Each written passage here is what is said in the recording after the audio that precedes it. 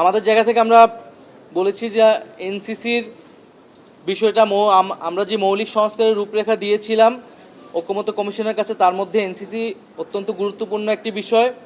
আমরা আশা করেছিলাম, আমরা ফোরামের কাছে যেই রাজনৈতিক দলগুলো বিরোধিতা করেছেন তাদের কাছে অনুরোধ করেছিলাম, আহ্বান জানিয়েছিলাম যে জাতির স্বার্থে, গণতান্ত্রিক রাষ্ট্রের স্বার্থে আমরা যাতে নীতিগত জায়গায় একটা ঐক্যমতে আসতে পারি আজকের মধ্যেই। কিন্তু এটা হতাশাজনক যে আমরা আজকে এটা আসতে পারিনি।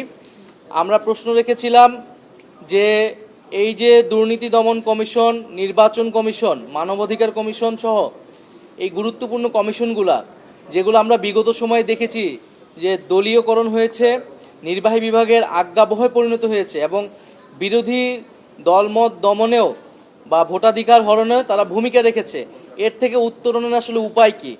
একটা অপশন যেটা সংস্কার কমিশন প্রস্তাবনা করেছে, যে একটা এনসিসি অথবা অল পার্টি কাউন্সিল বা একটা আপনার কাউন্সিল লাগবে, যেখানে নিরপেক্ষভাবে ঐক্যমতের ভিত্তিতে, আস্থার ভিত্তিতে আমরা নিয়োগগুলো করতে পারবো। আর না হলে আমাদের আরেকটি অপশন, যেটি আগের আমলে, শেখ হাসিনার আমলে, বিগত ফ্যাসিস্ট আমলে যেইভাবে নিয়োগ হতো, যেই আইনে নিয়োগ হতো সেইভাবেই নিয়োগ হবে। আমরা কি বিদ্যমান সিস্টেমটা রেখে দিব নাকি আমরা পরিবর্তন চাবো? তো এই বিষয়ে আসলে ঐক্যমত আসা যায়নি। আমরা স্মরণ করে দেওয়ার চেষ্টা করেছি যে বিভিন্ন রাজনৈতিক দল, বিরোধী রাজনৈতিক দল আগের আমলে, শেখ হাসিনার আমলেই কিন্তু এই নির্বাচন কমিশনের আইন বলেন, দুর্নীতি দমন কমিশন বলেন, সেগুলো নিয়ে কিন্তু তারা ব্যাপক বিরোধিতা করেছিল, এই আইনগুলো নিয়ে প্রশ্ন তুলেছিল এবং ভবিষ্যতে তারা ক্ষমতায় গেলে সংস্কারের প্রস্তাবনা, তাদের সংস্কার প্রস্তাবনায় বা তাদের কমিটমেন্টের কথা বলেছিল যে এই প্রতিষ্ঠানগুলো পুনর্গঠনের জন্য তারা কাজ করবেন। কিন্তু আমাদের কাছে মনে হয়েছে যে আজকের এই যে আলোচনা বৈঠকে সেই দলগুলার যারা বিরোধিতা করছেন তাদের কাছ থেকে আমরা কোনো বিকল্প প্রস্তাবনা আসলে পাইনি। এ কারণে ঐক্যমত আসা সম্ভব হয়নি। কিছু দল বিরোধিতা করেছেন যারা ঐক্যমত কমিশনেও এনসিসির পক্ষে বলে এসেছিলেন, কিন্তু আজকের আলোচনায় তারা হঠাৎ করেই তাদের অবস্থান পরিবর্তন করেছেন এবং কেন করেছেন সেই ব্যাখ্যাও সুস্পষ্টভাবে আমরা পাইনি। তো ওভারঅল আপনি এখানে আমি নাম নিতে চাই না, এটা তারা যখন তাদের বক্তব্য বলবেন আপনারা সেটা মিলিয়ে নেবেন।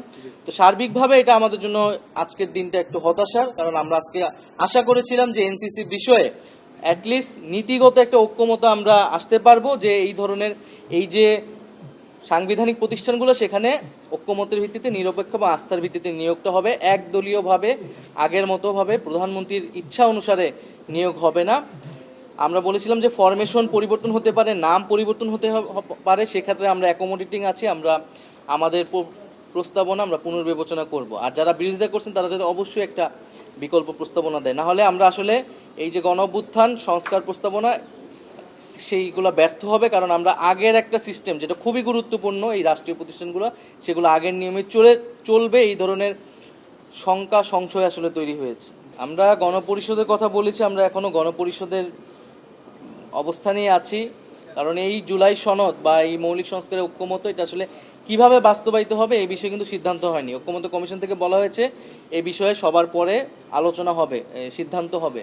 তো সেই জায়গা থেকে আমরা দেখব যে আসলে কোন কোন বিষয়ে ঐক্যমত হচ্ছে, সংস্কারের দলিলটা কীরকম হচ্ছে। কারণ আমরা বলেছি মৌলিক সংস্কার হলেই আমরা এই দলিলকে সমর্থন করব বা এই প্রক্রিয়ায় যাব, তখন আমরা আমাদের কনসিডারেশন করা লাগবে সেটা আমরা চিন্তা ভাবনা করব। কিন্তু যদি মৌলিক বিষয় ছাড়া অগুরুত্বপূর্ণ বিষয়ে ঐক্যমত হয় তাহলে সেটা আসলে আমাদের শাসন ব্যবস্থার, রাষ্ট্র কাঠামোর কোনো পরিবর্তন হবে না, সেটাকে আমরা মৌলিক সংস্কার হিসেবে বিবেচনা করব না।